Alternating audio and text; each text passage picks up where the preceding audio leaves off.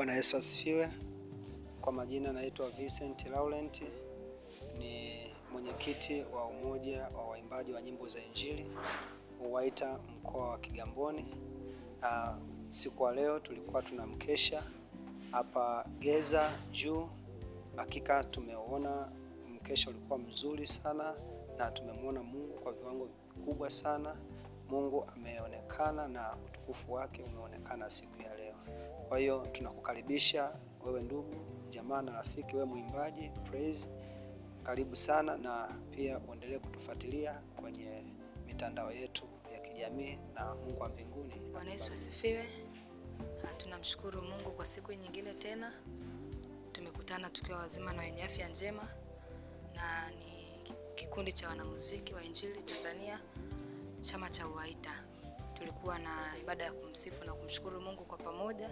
Tunamshukuru Mungu kwa sababu ameonekana na amekuwa pamoja nasi na watu wamefunguliwa kwa kupitia ibada hii. Tunakukaribisha na wewe ambaye upo nje uungane pamoja nasi na Mungu atakubariki. Karibuni sana. Unaitwa Esther John, namtumikia Mungu kwa njia ya uimbaji. Karibuni sana, tunawapenda na Mungu awabariki. Bwana Yesu asifiwe. Majina yangu ninaitwa Jonathan Meshaki, ni mwimbaji wa nyimbo za Injili hapa Tanzania, lakini pia ni katibu wa umoja wa waimbaji mkoa wa Kigamboni. Napenda kumshukuru Mungu sana. Usiku wa leo tumekuwa na mkesha wa kusifu na kuabudu pamoja na maombi, lakini tumemwona Roho Mtakatifu akituhudumia. Niseme tu kwamba endelea kutufuatilia, lakini siku ya tarehe 27, yani Jumapili ijayo, tutakuwa na ibada ya kusifu na kuabudu kubwa sana ambayo tutaifanyia hapa Kigamboni kwa Mwingila. Karibu ndugu yangu, karibu baba, karibu mwimbaji, twende tukamtukuze Mungu kwa pamoja. Hii ni UWAITA. UWAITA inakuweka pamoja na kukuweka karibu na watu wanaojua muziki Tanzania. Jina la Bwana libarikiwe. Bwana Yesu asifiwe. Kwa majina naitwa Minasa John.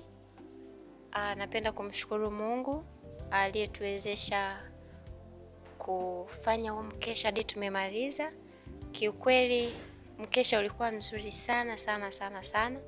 Kwa watu ambao walikuwepo tumeenjoy sana. Tumemwona Mungu, tumemwona katika sifa, tumemwona katika maombi, tumemwona katika waimbaji mbalimbali. Niseme na wakaribisheni wote tunaendelea kufanya mikesha, sio kwamba tumeishia hapa.